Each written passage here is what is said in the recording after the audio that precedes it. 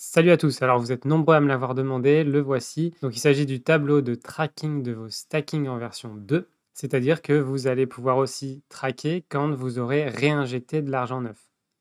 Donc il se présente à peu près comme l'autre. Ici on a un tableau de tracking avec des valeurs que vous pouvez récupérer tous les jours ou tous les X jours, comme bon vous semble. À droite ici, quelques explications. Et en haut, vos valeurs initiales achetées. Alors, pour démarrer, première chose à faire, c'est de récupérer ce fichier. Je vous ai mis le lien en commentaire de la vidéo. Donc, vous allez tomber sur ce fichier et il faut tout de suite vous l'approprier. Donc, vous faites Fichier, créer une copie. Ici, vous mettez le nom que vous voulez et vous faites OK. Voilà, et vous voilà avec une copie toute fraîche chez vous dans votre Drive que vous allez pouvoir mettre à jour. Donc, je vous refais un tuto complet, comme ça vous n'avez pas besoin de voir la vidéo précédente. Pas de gros changements, si ce n'est donc les quelques lignes au-dessus dont je vais vous parler tout de suite. Donc pour démarrer, il suffit de remplir ces deux cases-là, c'est-à-dire c'est les quantités initiales achetées. Ici, c'est le prix auquel vous avez acheté votre time, pour l'exemple, puisque ici, je prends l'exemple avec du time, mais vous pouvez faire avec n'importe quoi d'autre. D'ailleurs, si vous voulez renommer cette feuille ici, vous faites la petite flèche renommer et vous renommez dans la crypto de votre choix. Donc ici, vous mettez le prix auquel vous avez acheté initialement et ici la quantité initiale que vous avez acheté de la crypto, à savoir donc du time ou du memo, c'est pareil pour Wonderland. Et ici, il va vous calculer la valeur initiale que vous avez en euros, le prix d'achat pondéré, qui va changer si vous rachetez de la crypto plus tard. Ici, c'est la quantité initiale de la crypto que vous avez achetée, et ici, la valeur. Donc ces deux dernières colonnes sont pour l'instant les mêmes que celles-là, mais vont changer si vous rachetez de la crypto sur le chemin. Donc pour l'instant, vous remplissez ça et ça. Donc maintenant ici, comme j'ai dit, vous pouvez supprimer ici toutes les lignes si ça vous chante, mais pour la démo, je vais les garder. Gardez bien au moins la première ligne, comme ça il y a les formules et vous pourrez dérouler. Donc que vous ayez gardé tout ou que la première ligne. Ici, si vous voulez faire un relevé, vous sélectionnez la ligne, vous cliquez sur le petit carré bleu et vous déroulez. Ici, vous mettez la date du jour. Donc si c'est le lendemain, c'est déjà fait. Sinon, vous mettez la date. Ici, vous mettez le prix du token aujourd'hui, par exemple 1800. Effectivement, c'est pas très beau parce que c'est énormément descendu. Mais bon, c'est pas le sujet de cette vidéo. Je vais faire une vidéo juste après pour parler de tous les résultats que j'ai eus depuis 2 mois sur les stacking et ce que j'en pense à ce jour et à quoi faire attention. Donc ensuite, vous mettez la quantité stackée. Là, c'est la quantité que vous avez sur la plateforme ou directement sur MetaMask. Donc mettons, je suis à 1.1 aujourd'hui. Et ici, il va vous calculer donc votre valeur stackée actuelle et les rendements. Donc dans la colonne 5 ici, c'est les rendements du token lui-même, c'est-à-dire l'évolution du prix. Là, on voit que c'est pas très joli. Ici, en colonne 6, c'est l'évolution de votre token, c'est-à-dire que vous avez gagné des mémos, ce qui est logique vu que c'était le but. Et ici, la dernière colonne, c'est votre résultat global, à savoir l'évolution du prix et l'évolution de votre quantité stackée. C'est cette colonne qui est importante puisque c'est votre résultat final. Et ici, on peut voir que je suis à moins 41% de ma valeur initiale stackée. Comme je vous ai dit, et c'est ma suggestion, pourquoi on fait du tracking? Ben, c'est justement pour traquer cette dernière case et que dès qu'elle est à plus de 100%, ma suggestion, c'est de retirer votre mise initiale, qui sera ce qui apparaît là, pour placer votre argent ailleurs. Ok, donc là, je viens de vous expliquer comment faire un relevé. Donc tous les jours ou tous les X jours, ça c'est à votre convenance. Comment ajouter un relevé à ce tableau. Maintenant, admettons que vous ayez envie de racheter de cette crypto-monnaie, puisqu'elle est bien descendue ici et vous avez toujours confiance dans le projet, donc ça peut être intéressant à ce moment-là d'en racheter. Là aussi, c'est à votre convenance. Donc si vous décidez de racheter, vous allez aller ici sur la ligne suivante. Ici, la ligne remplie, c'est la ligne 2. Vous allez aller sur la ligne 3, vous faites bouton droit et vous faites insérer une ligne au-dessus. Ici, vous sélectionnez la ligne, vous faites le petit carré et vous faites glisser. Et maintenant, il suffit de remplir juste les deux cases oranges. Donc, imaginons qu'aujourd'hui, il est à 1500 et vous avez décidé d'en racheter un. Donc ici, vous avez bien racheté pour 1500 €.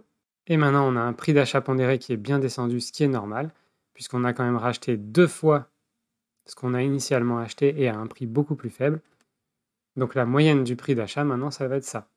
On a bien maintenant acheté initialement 1,5 du token, à savoir 1 plus 0,5. Et la somme en euros qu'on a dépensé initialement dans ce projet, c'est 4872. Et maintenant, si vous voulez donc simplement continuer vos relevés en tenant compte de ce nouveau rachat, alors ça se passe comme ça. Vous sélectionnez la ligne comme avant, vous la tirez vers le bas. Et ici, ce qu'on va faire, c'est un petit séparateur pour savoir qu'on a racheté.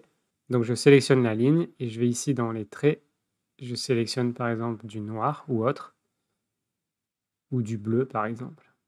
Dans style de bordure, je vais prendre un peu plus large et je vais l'appliquer en bas. Et nous voilà donc avec un séparateur. Ça nous indique que c'est le moment du rachat. Donc ici, j'ai déroulé, je mets la date du jour, donc on est le 19. Ici, je vais mettre le prix du jour, je vais aller le chercher là, 1067. Ici, c'est ma quantité stackée aujourd'hui.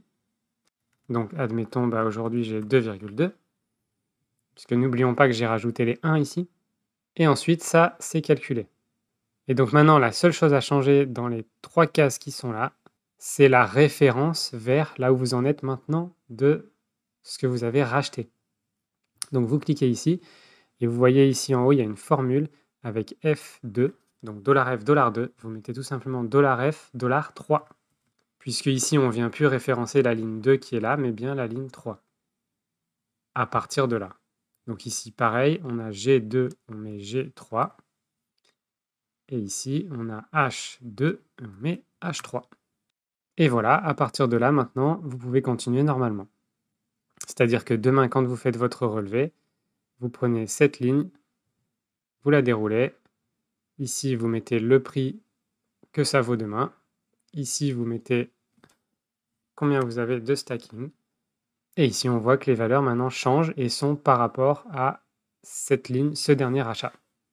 Donc, on voit que entre ces deux-là, où il y a eu un rachat, on a les pourcentages qui ont beaucoup changé, ce qui est tout à fait normal, puisque comme on vient de réabonder avec de l'argent frais, on a à la fois un meilleur prix d'achat initial, mais les rendements qui sont moindres, puisqu'on est venu ici rajouter 2 fois ce qu'on avait avant. Donc ça casse un peu nos rendements, mais c'est tout à fait normal. Et donc n'oubliez pas que l'objectif à atteindre ici, c'est d'avoir un plus 100% dans cette colonne pour récupérer votre mise initiale qui sera donc la dernière case ici en haut. C'est tout l'importance du tracking parce que effectivement, l'argent que vous avez mis dans le projet à ce jour, c'est cette case-là. Si un jour vous voulez racheter encore de la crypto, vous faites pareil, vous allez sur 4, vous allez sur la ligne 4, vous faites bouton droit, insérez une ligne au-dessus, ensuite vous sélectionnez cette ligne, vous la déroulez vers le bas, vous remplissez et changez les 2 cases oranges, vous déroulez ici une ligne du tableau et vous changez les 3 valeurs là pour F4, G4 et H4 et ainsi de suite.